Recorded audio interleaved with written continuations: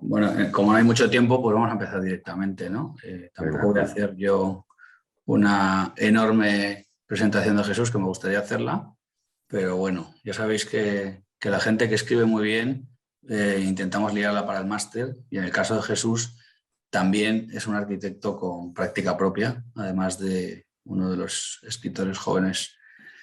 de teoría arquitectónica más interesantes que hay ahora mismo en España y en América, en los dos sitios, porque Jesús vive en Houston y da clases en la Universidad de Rice, estudió en la escuela, estudió en Harvard, trabajó con varios estudios, especialmente con Masí y Tuñón, muchos años, en un momento además yo creo que importantísimo en el estudio, que es una aportación, yo siempre he pensado, enorme la que tuvo Jesús en esos años en el estudio de Emilio y de Luis, y luego ha hecho una carrera académica impresionante en Estados Unidos, en la que todavía está inmerso, pero como es una persona muy inquieta, pues también tiene trabajo en España, va y viene, viaja, hace todo tipo de actividades, ha participado en varias bienales de Venecia, también con bastante proyección, y es autor de algunos de los libros, pues como digo, que tenemos un poco encima de la mesa en la bibliografía. Yo tengo aquí delante Simles, que es parte de su tesis doctoral, que era una tesis que vinculaba la fotografía y la arquitectura. No voy a decir nada más, no voy a meter la pata, pero iba por ahí, dirigida por Juan Herreros, además, una tesis extraordinaria, y luego tiene un libro, porque yo todavía no lo tengo, porque es bastante complicado conseguir, Jesús, te diré, eh, pero estoy detrás de él. Entonces, bueno, y muchas más publicaciones, ¿no? Por ejemplo, en el penúltimo, si no me equivoco, número del croquis, por ejemplo, pues Jesús ha participado haciendo uno de los textos críticos, ¿no? O sea, que es una persona que está a ese nivel y con pocos años, con lo cual es una súper suerte que haya accedido a darnos 3, en principio, clases, y también ha pasado por el máster físicamente en otros momentos, pero de momento este curso le vamos a tener online, y luego en cuanto pase por Madrid, pues intentaremos que venga, porque además es una persona súper simpática y os gustará conocerle en persona. No digo nada más. Muchísimas gracias, Jesús. muchas gracias, Jacobo, por la introducción tan generosa y tan cariñosa. Y efectivamente me da mucha ilusión poder visitar en persona lo antes posible.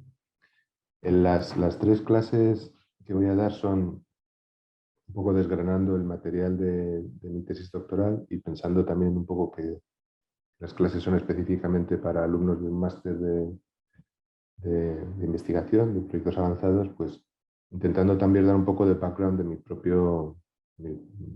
proceso, ¿no? Desde cuando empecé el doctorado, un poco cómo ha sido la evolución del proyecto, más que charlas, pues las que se dan para promocionar los libros, ¿no? Que son como sobre el producto final. Sin más, voy a compartir la pantalla y empezamos. Si en algún momento no se me oye bien o no se me ve bien, me lo decís. Bueno, el libro último que he publicado y que encapsula la mayor parte de mi tesis doctoral se llama Epics and Everyday. He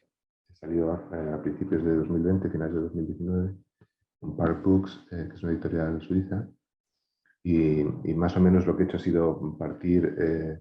partirlo en 3 charlas. La primera de las cuales que os voy a dar se llama Seriality and Nostalgia. No me di cuenta cuando estaba preparando esto que iba a dar la charla en español, pero no se entiende. Un poco la relación entre el trabajo seriado y la idea de nostalgia. La tesis, como ha dicho Jacobo, la hice para la CHAN, la leí en 2014, si no me equivoco. Mi director de tesis fue Juan Herreros. La tesis la empecé a escribir en España y la terminé de escribir en Estados Unidos. En ese sentido, es un poco híbrida, de que la empecé a escribir como la típica tesis de la escuela y al final, pues, una vez que ya estaba trabajando como profesor en Estados Unidos, la acabé cambiando bastante y es un poco una mezcla entre una tesis española y una tesis americana. Mi principal idea era intentar definir un poco lo que podría ser una idea de realismo para la arquitectura contemporánea. Esto era algo que en los 2000 pues había se hablaba un poco de ello en algunos círculos. Philippus tenía tuvo un artículo que hablaba de la posibilidad del realismo. En el contexto de la arquitectura británica también se utilizaba esa palabra en ese momento en ciertos círculos. Y mis primeros artículos fueron un poco sobre ese tema. Entonces, al intentar hacerme una especie de lista de arquitectos que yo pensaba que habían intentado atacar este tema del realismo, me di cuenta de que casi todos habían tenido colaboraciones muy intensas con fotógrafos. Y no solo eso, sino que había como una especie de árboles genealógicos paralelos, ¿no? Que dentro de la arquitectura moderna, a través de las generaciones, había una serie de arquitectos que se habían ido influenciando los unos a los otros, que habían mantenido a su vez una serie de relaciones con fotógrafos en el campo específicamente de la fotografía documental, que a su vez también habían establecido una serie de relaciones verticales. Entonces me parecía que un poco intentar a través de la tesis contar estos dos árboles genealógicos de arquitectos realistas y fotógrafos documentales y cómo se habían influido, pues podía ser una manera de intentar aclarar mis propias ideas de cuál podría ser la aplicación contemporánea de la idea del centralismo. Por supuesto, como cualquier estudiante de doctorado, pues, o como muchos, cometí el error de ser demasiado ambicioso, ¿no? Una tesis que empezaba en 1836 y terminaba en 2005. Algo totalmente imposible, por supuesto, de manejar y además estableciendo esta serie de paralelos entre dos disciplinas. De forma que cuando la terminé, que yo creo que la terminé de forma más o menos exitosa, pero claro, no era un proyecto que se pudiera editar como tal, ¿no? Entonces tuve que pensar cómo partirlo un poco en trozos, de forma que pues, al final la parte del siglo XIX la publiqué más en papers, en conferencias y en revistas con peer review y tal. Luego la parte más contemporánea se salía bastante ya incluso de la forma de escribir de una tesis que tiene que ser más histórica y rigurosa, etc. Lo que hice fue pedir una beca, tuve la suerte de que me dieron una de las becas de la Fundación Graham y con ese dinero pude hacer un libro en el que aislaba la parte más contemporánea de la tesis, que básicamente trataba de colaboraciones entre arquitectos y fotógrafos o artistas trabajando en el mundo de la imagen digital que estaban en ese momento en activo colaborando.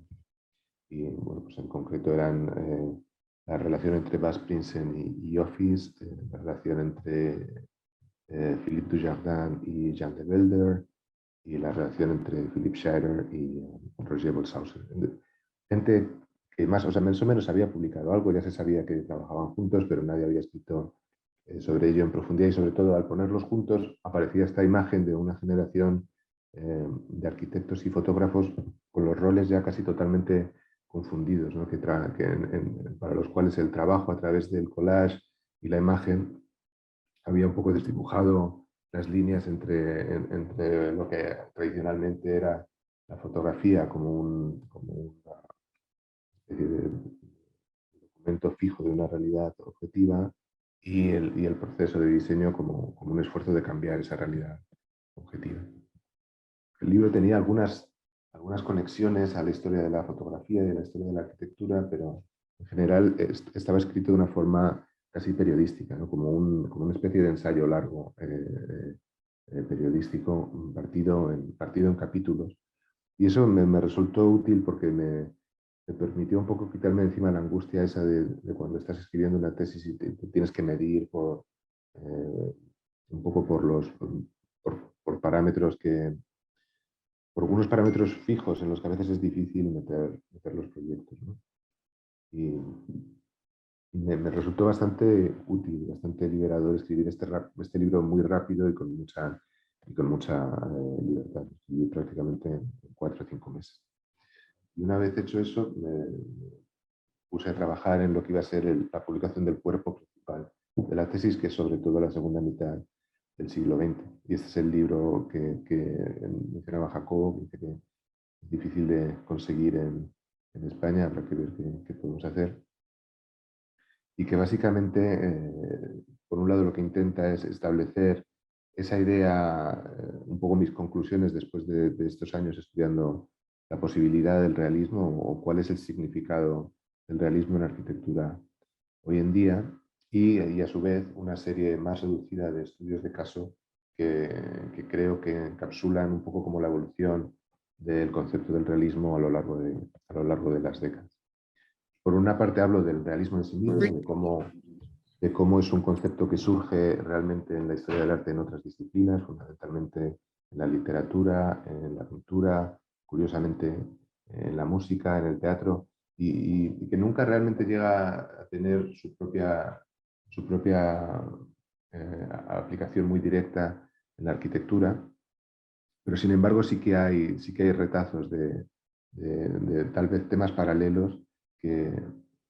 que los arquitectos realmente...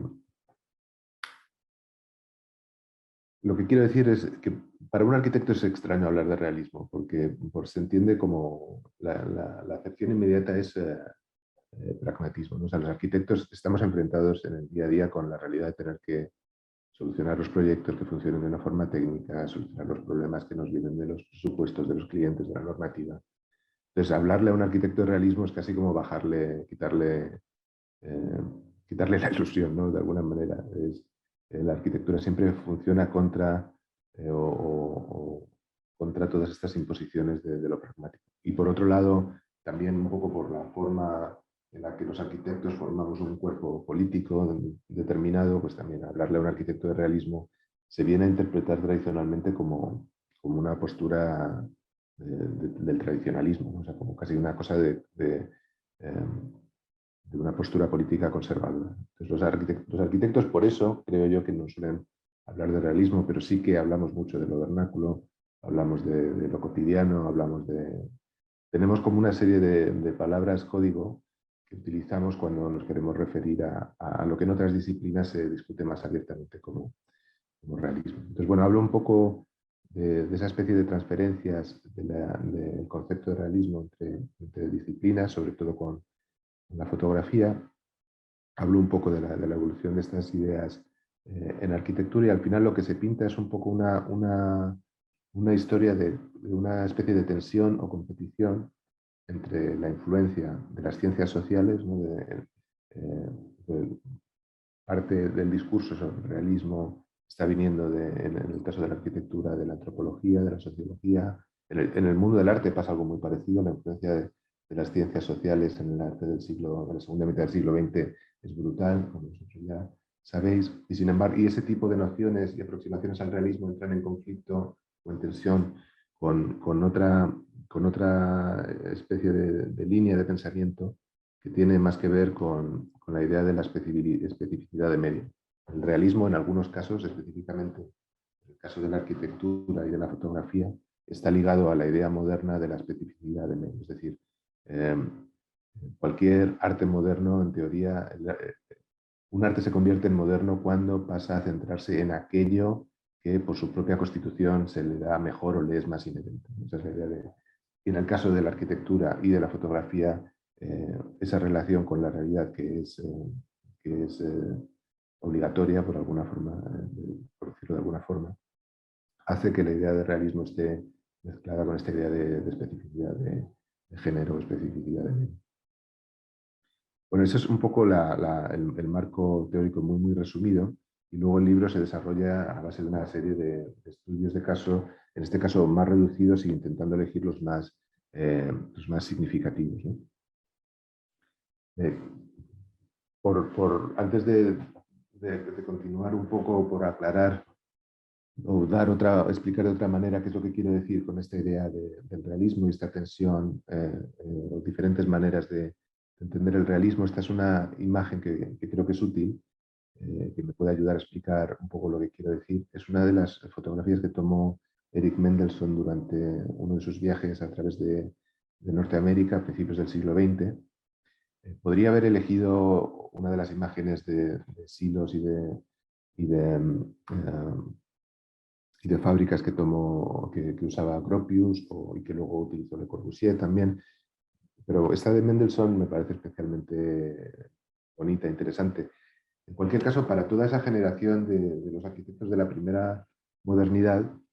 existía esta fascinación, ¿no? con la cultura, em, con este fenómeno de estos objetos extraños construidos que salen del mundo de la industria y que de alguna forma son independientes o ajenos a la realidad construida de las ciudades europeas, ¿no? La explicación tradicional de por qué les fascina es porque son de alguna forma las formas más sencillas o abstractas que pueden encontrar en ese momento y de alguna forma les sirve para proyectar esta idea de una arquitectura moderna que se le va a liberar de los estilos, se va a liberar del ornamento y se va a convertir en geometría pura. Pero sí, y esa es un poco la explicación que ha prevalecido de este episodio, de este momento histórico. Pero yo creo que eso no es completamente correcto porque existe otra explicación paralela que tiene que ver con el hecho de que estos arquitectos, al usar la fotografía para presentarnos estas imágenes del mundo de lo industrial, lo que estaban haciendo también era decir a sus compañeros de profesión, mirad, nosotros en nuestras escuelas, en nuestras sociedades de arquitectos, estamos centrados todavía en un tipo de arquitectura, en una historia de la arquitectura, y en una especie de linajes, en una serie de discusiones acerca de la expresión, acerca de los estilos, acerca de la construcción cultural, etc. Y a nuestras espaldas el mundo se mueve de forma independiente y el mundo está cambiando. Hay una gran masa de construcción que está apareciendo, que es totalmente ajena a nosotros como profesión, y más nos valdría prestarle atención, ¿no? Y en ese sentido, este ejercicio de mirar a lo industrial en la primera generación de la modernidad tiene que ver tanto con un deseo de abstracción formal como con un deseo de aceptación de aquello que culturalmente se está negando o se está reprimiendo. Una cosa que es, por decirlo, casi repulsiva. Y en ese sentido, eso es una pulsión muy clásicamente realista, ¿no? Que es el utilizar, el de repente poner el espejo o poner el foco en un fenómeno que está siendo activamente ignorado o reprimido como una forma de establecer una línea de ataque al academicismo. Sin embargo, lo que pasa después, inmediatamente de la guerra, cuando la arquitectura moderna se convierte en el estilo internacional, es que esta especie de pulsión realista se abandona y de alguna forma la pulsión hacia el formalismo abstracto se convierte en la ganadora, tanto en términos de la práctica de arquitectura como del discurso. Pues lo que intento a través de la tesis es un poco encontrar esos momentos en los que en cada generación hay arquitectos que siguen intentando acudir a la realidad ignorada de las ciudades y de los barrios como una forma de intentar mantener su arquitectura lo más cerca posible de la realidad de la sociedad de su momento y de las ciudades de su momento. El primer estudio de casos trata sobre la relación entre Nigel Henderson, fotógrafo inglés, trabajando en el East End de Londres, y los arquitectos Allison y Peter Smithson. Como sabéis, ellos utilizaron estas fotografías de Henderson para ilustrar sus presentaciones en los congresos del CIAM, pero de hecho es una colaboración mucho más intensa y en el libro escribo en profundidad en cómo les influye la idea de autenticidad que emerge de la fotografía de Nigel Henderson, pero también una serie de conceptos que tocan casi todas las partes de su obra, desde lo metodológico hasta lo formal, y que tiene que ver, una vez más, con esta especie de aceptación o de coger cosas realidades que en el momento están siendo activamente ignoradas por la profesión de la arquitectura, en este caso en cuanto se está construyendo un discurso moderno propio en Inglaterra en los años de la posguerra, y intentar utilizar la fotografía como un primer recurso, una primera aproximación para, de alguna forma, a intentar acercar la arquitectura y, en este caso, su propia práctica de forma que pueda ser más relevante a lo que está ocurriendo en ese momento. El segundo estudio de casos es parecido, es un poco posterior, y en él hablo de la obra fotográfica del artista Ed Ruscha en California a principios de los 60, que como sabéis desarrolla una actividad muy intensa entre el 60 y el 65, en paralelo a su pintura realiza una serie de pequeños libros en los que documenta diferentes tipologías contemporáneas. En este caso, os estoy enseñando un fragmento de Rebuilding on the Sunset Strip, en el que fotografía todas las fachadas, muchas de ellas nuevos edificios comerciales en esta calle de este boulevard de Los Ángeles, y luego tiene otras en las que cataloga la más famosa, sea el libro sobre gasolineras, pero tiene una serie de libros en los que utiliza una aproximación muy personal y muy innovadora a la fotografía documental para de alguna manera poner sobre la mesa estos nuevos fenómenos, estas nuevas formas urbanas y estas nuevas tipologías que estaban surgiendo y transformando el paisaje a su alrededor. Y la relación de cómo esta obra se convierte en algo realmente muy influyente para los arquitectos Robert Venturi y Dennis Scott Brown, especialmente en el momento en el que fijan su interés en la ciudad de Las Vegas y empiezan a trabajar en el proyecto que más tarde se convierte en su libro, en su famoso libro Aprendiendo sobre Las Vegas. La idea es parecida a lo que estaba intentando escribir hace un instante. Venturi y Scott Brown quieren hablar sobre este nuevo urbanismo que viene del automóvil, que viene de transformaciones en el tejido social y económico de la sociedad, y se dan cuenta de que como arquitectos y urbanistas trabajando en la academia, en el Ivy League americano, no tienen prácticamente lenguaje, no tienen prácticamente herramientas para enfrentarse a esta nueva realidad construida. Y de alguna forma lo que hacen es identificar el lenguaje visual que ha generado el Touché como la herramienta más útil o la herramienta más apropiada para establecer una primera aproximación a esas nuevas realidades construidas. Y de hecho, si miráis el libro de Aprendiendo de Las Vegas, tanto la primera edición en color como la edición posterior en blanco y negro de paperback, veréis que las fotografías que toman de la ciudad de Las Vegas están directamente copiadas de las fotografías que hace Ruscha de Los Ángeles, y de hecho ellos mismos lo reconocen activamente en el libro. Y bueno, visitaron a Ruscha y le dijeron: oye, mira, vamos a hacer esto, vamos a utilizar vamos a copiarte para hacer nuestro libro de Las Vegas. A Ruscha no le hizo ninguna gracia,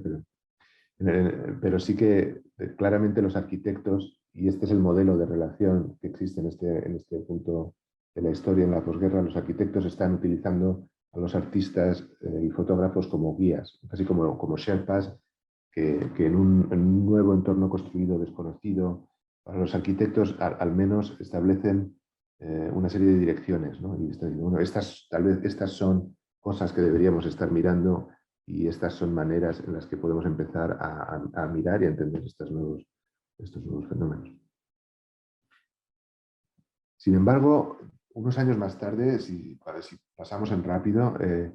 vemos que las relaciones entre arquitectos y artistas y fotógrafos han cambiado radicalmente, ¿no? Esta es una imagen de la biblioteca de la Universidad Técnica de Eberswalde, que es un proyecto que realizan Jacques Herzog y Pierre de Meuron con el artista alemán Thomas Ruff, que concluye en 1991, me parece, y en el cual esa relación más tradicional en la que el arquitecto es un consumidor de la producción visual, el fotógrafo, y ese consumo luego influye su obra, ha desaparecido, ¿no? Aquí lo que vemos es una colaboración directa, no solamente horizontal en el sentido de la autoridad de cada uno de ellos, sino también muy difusa en el sentido de que en este proyecto es difícil saber realmente quién es quién, ¿no? Quién es el arquitecto, quién es el artista, y es un proceso mucho más fluido en el que de alguna manera la relación entre arquitecto y artista se ha transformado radicalmente. Y lo mismo pasa con el cuarto estudio de casos del libro, en el que escribo sobre la relación entre el escultor y fotógrafo Thomas de Man en Alemania, y el estudio de arquitectura de Adam Caruso y Peter St. John en Londres. Que en este caso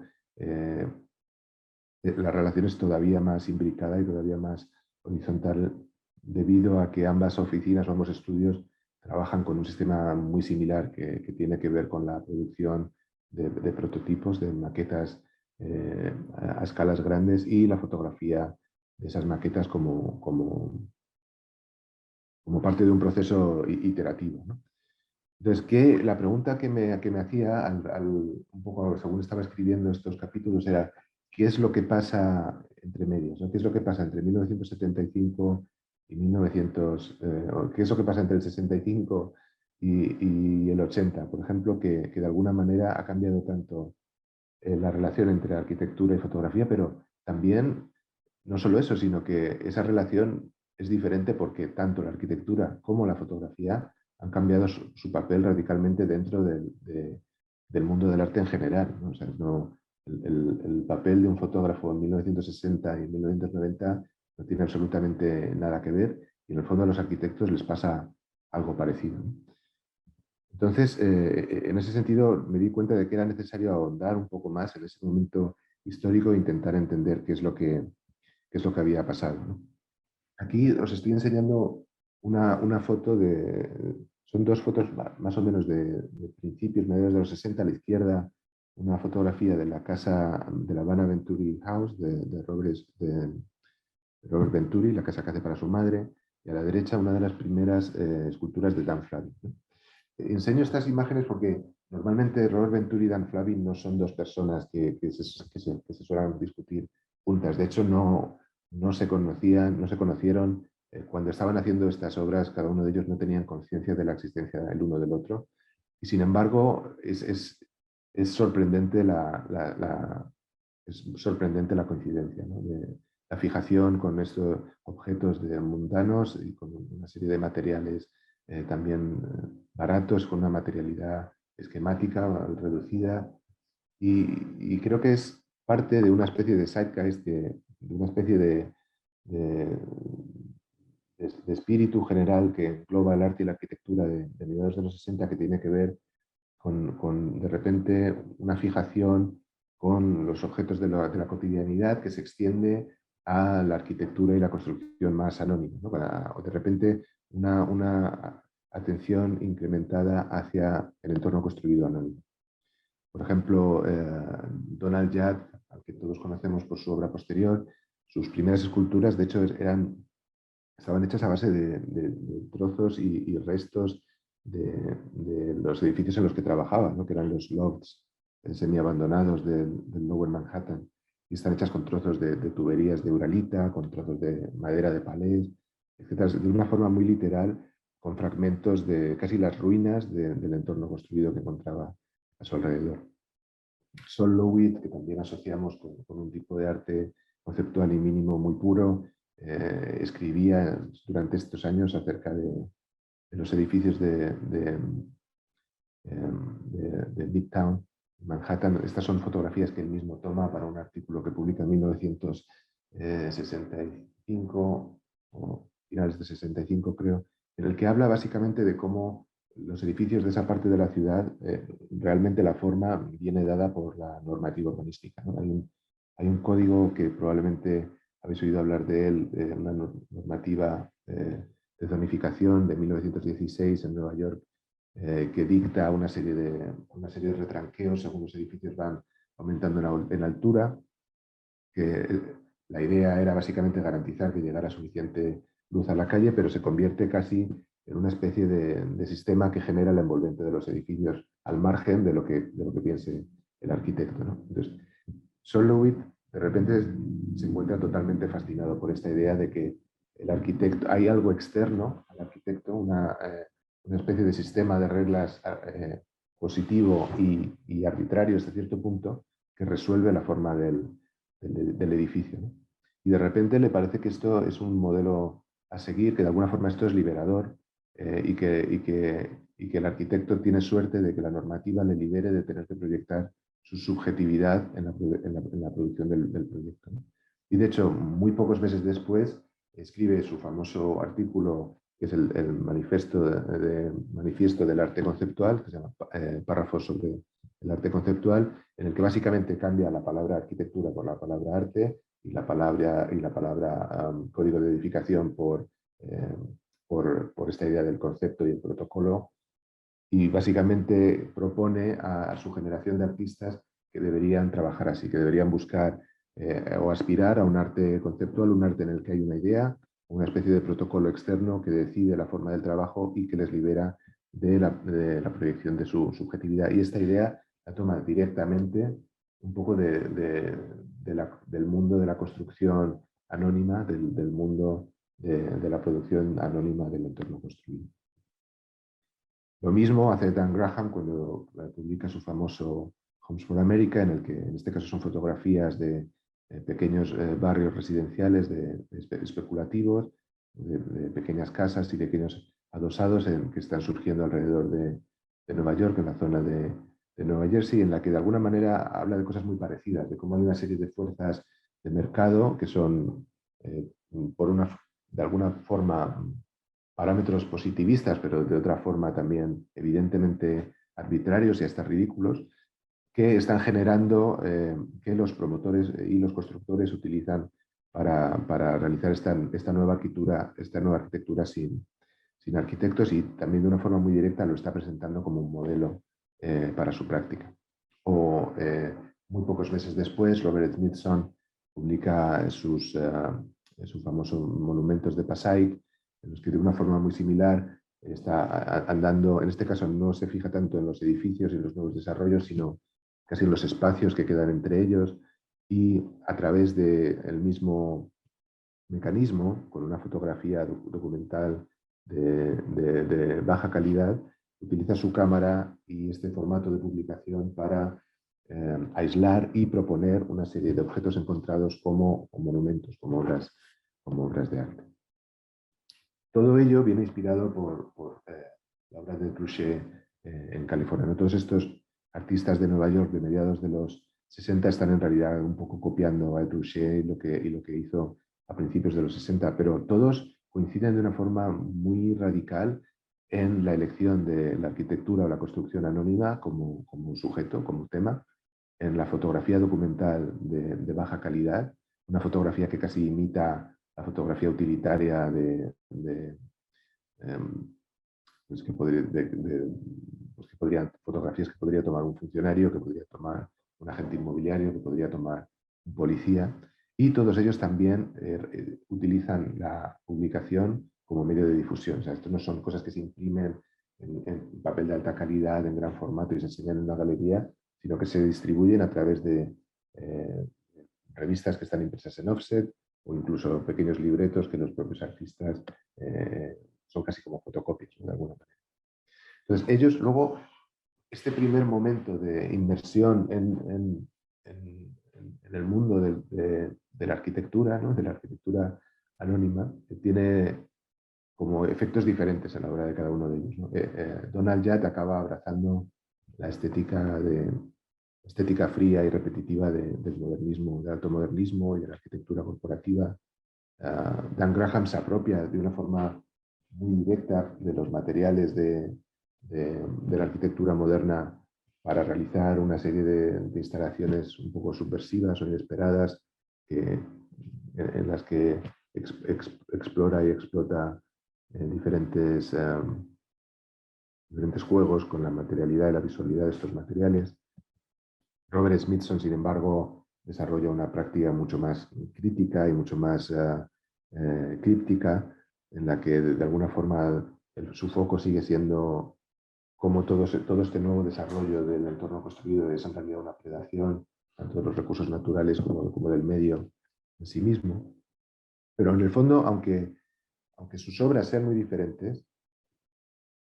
todas están posicionadas de alguna manera al principio de sus carreras por esta apropiación de la arquitectura y de la fotografía documental. Y para entender por qué hacen eso, tenemos que mirar un poco a lo que estaba haciendo la generación anterior de artistas, ¿no? Este es de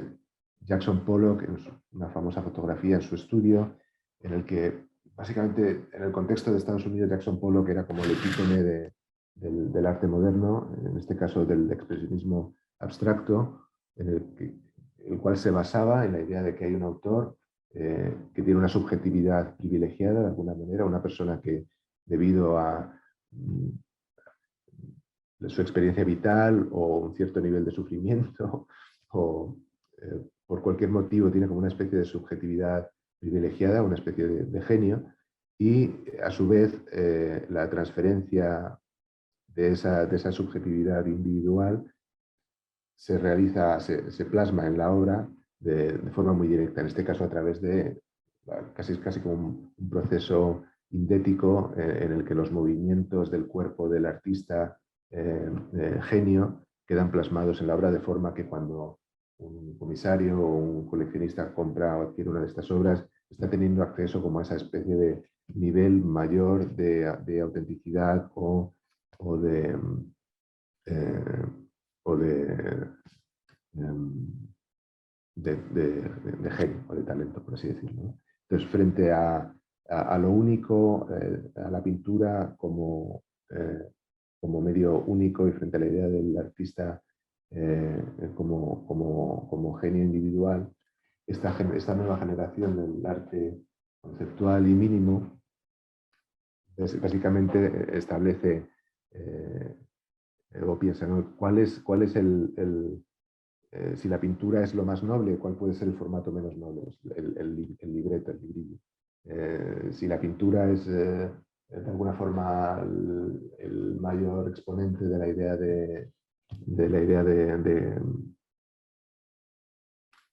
del refinamiento en técnica, pues ¿cuál puede ser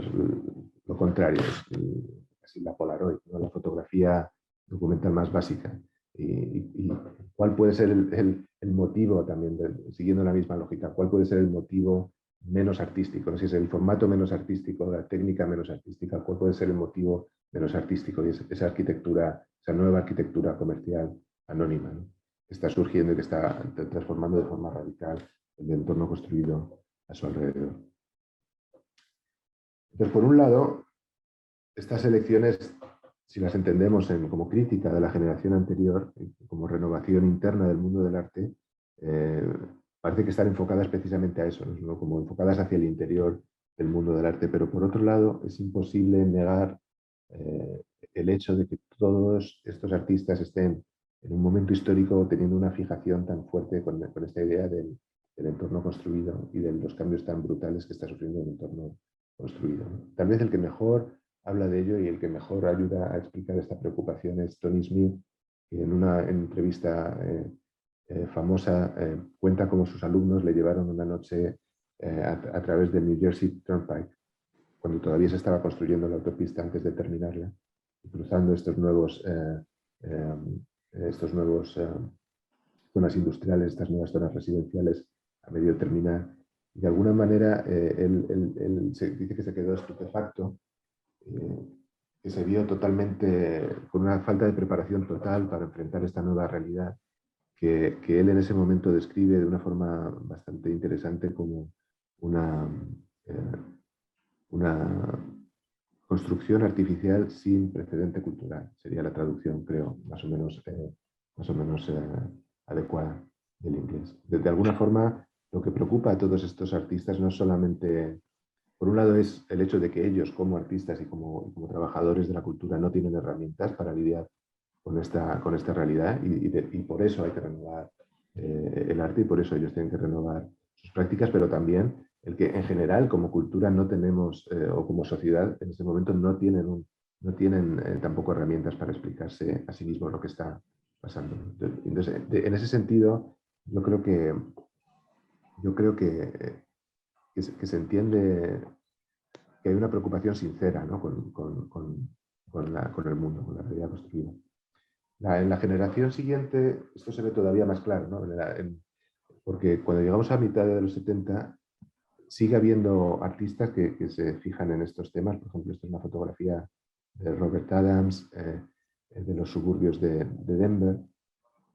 Pero la generación siguiente, una vez que ha pasado este episodio de lo conceptual y del fotoconceptualismo y de lo minimal, de alguna forma ya no necesitan pedir excusas, o ya no necesitan de alguna forma casi hacer como que no saben tomar fotografías, sino que vuelven a un tipo de fotografía documental de mucha más calidad, ¿no? O sea, lo cual también de alguna forma clarifica que este interés por la arquitectura anónima y por el entorno construido es de alguna forma, auténtico o legítimo, ¿no? Estos son gente que está profundamente, son fotógrafos, pero son fotógrafos que ya están profundamente influidos por la obra producida por gente como Jad o Smithson o Sol Lewitt, y conocen tanto su uso de la fotografía como su escultura, su pintura, etc. Entonces son artistas que están trabajando ya en un espacio de lo postconceptual y que en ese sentido resultan muy útiles eh, en el contexto del argumento que estoy intentando hacer aquí. Por ejemplo, esta es una imagen de Louis Valls, que creo que de alguna forma es tal vez el más influido dentro de esta generación por el arte minimal y abstracto, y que de alguna forma encuentra la solución al problema de la generación anterior, ¿no? Que por un lado utilizaban la fotografía como una forma de aproximarse a estas nuevas realidades construidas tan chocantes, darse a sí mismos una especie de educación en esta realidad, y luego esa educación afectaba a la obra que producían como escultores. Sin embargo, cuando llegamos a esta generación de Louis Valls o de Bernard Hila-Becher, ya no necesitan eso, ya la fotografía en sí misma, hecha con la suficiente intención y con un lenguaje visual suficientemente desarrollado, se convierte en la obra final, ¿no? Ya no necesitan, basados en estas fotografías, luego hacer esculturas, sino que de alguna forma desarrollan un lenguaje fotográfico tan potente que son capaces de encontrar estos objetos en el mundo real y elevarlos a la categoría de arte a través de la fotografía. Esta imagen a mí me interesa porque creo que es muy parecida a la primera imagen que os he enseñado de los silos de Eric Mendelssohn, ¿no? En el sentido de que, por un lado, hay una fascinación por esta geometría tan reducida y tan esquemática, pero por otro lado también hay un esfuerzo de aceptación de una realidad construida nueva, de esa especie de realidad sin precedente cultural. Pues, por un lado, podemos entender el trabajo de estas generaciones como un esfuerzo colectivo precisamente por establecer esa especie de precedente cultural y de alguna manera traer estas realidades, ponerlas encima de la mesa y empezar el proceso de digerirlas y entenderlas. Lo mismo se podría decir del trabajo de Bell y Gila Becher, ¿no? En Alemania, cómo se pasan toda su vida desarrollando un sistema súper riguroso de documentación. Lo único que hacen durante 50 años es fotografiar edificios industriales y desarrollar un lenguaje súper estricto para hacerlo. Por un lado, existe esa especie casi de nostalgia que tiene que ver con los sentimientos acerca de cómo la realidad a su alrededor está cambiando, de cómo el mundo está cambiando a su alrededor. No parece haber una explicación y una dirección. Pero por otro lado también hay esa especie de inflación del lenguaje fotográfico que tiene que ver con cómo todos estos artistas trabajan en series y cómo desarrollan protocolos para aumentar el nivel de objetividad o el nivel de precisión de su fotografía, que son realmente hipertrofiados, y cómo de alguna forma a través de la carrera de cada uno de estos artistas y a través de este arco que cubre entre mediados de los 60 y finales de los 70, este trabajo en lo documental y con la serie como formato acaba de alguna forma generando obra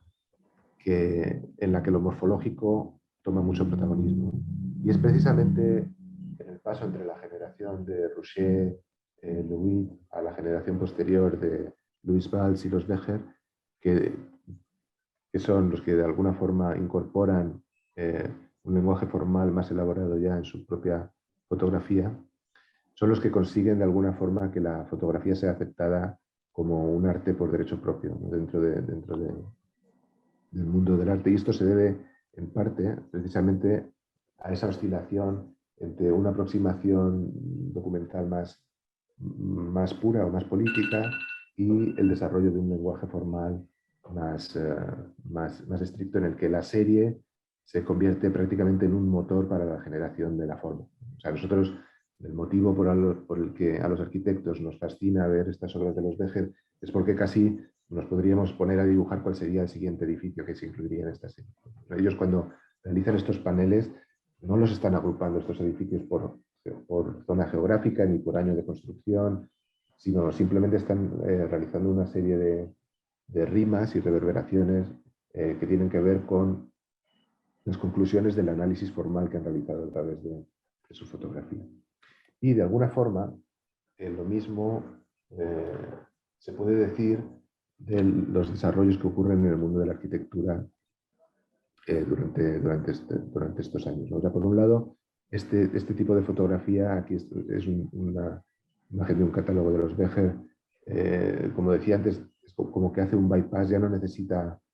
acudir a la producción tridimensional. Estas son obras de Sol LeWitt, de alguna forma, en mi cabeza, cuando veo estas obras juntas, son casi como equivalentes, pero para la generación de los Becher ya no necesitan la producción tridimensional, ya simplemente con la fotografía es suficiente.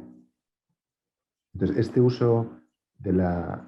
esta especie de arco histórico en el que se empieza se empieza acudiendo a la fotografía documental como un acto casi de nostalgia, de intentar atrapar la realidad en el momento en el que está cambiando, y acaba con el péndulo en el otro lado, con básicamente la producción de unos lenguajes, de unos protocolos de producción formal y de unos lenguajes formales muy desarrollados. Y esta es un poco, yo creo que el ejemplo más conocido, más famoso, que son las variaciones del cubo incompleto de Sol LeWitt, que sin embargo no podemos entender sin esas primeras fotografías de los figurats de los edificios de Midtown Manhattan. Y voy a terminar ya, pero simplemente creo que antes de terminar, explicar cómo para mí, en el fondo, esto que os acabo de contar es una forma de explicarme también a mí mismo lo que ocurre en la arquitectura entre los 60 y los 70, ¿no? Como,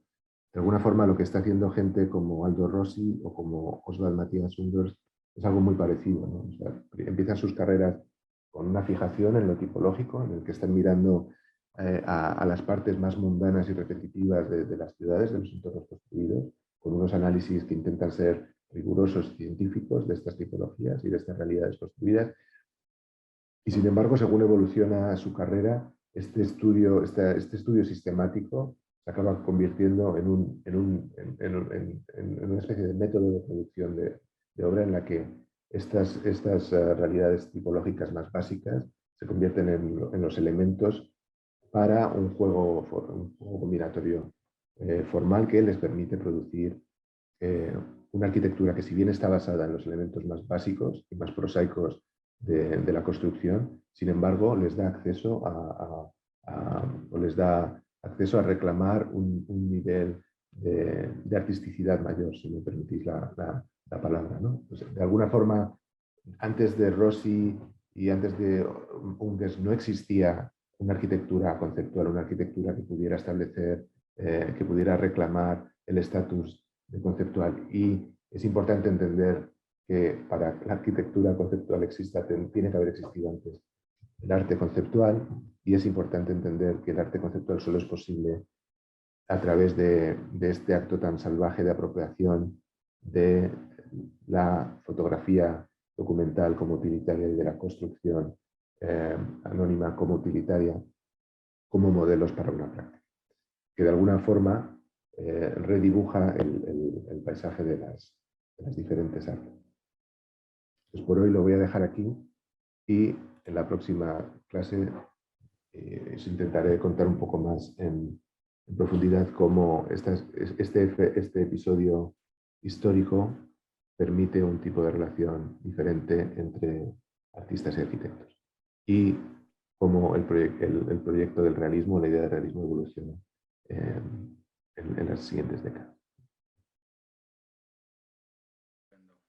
Muchísimas gracias, Jesús.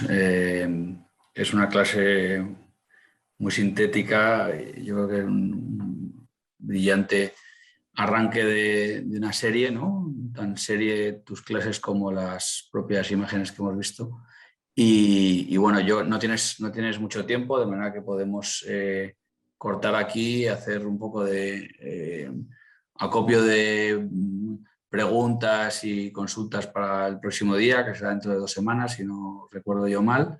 Y y de momento dejarlo aquí si te parece. Me parece muy bien. Si queréis, lo que podemos hacer también es que la tercera clase la puedo hacer un poco más corta para que haya también más tiempo para preguntas al final.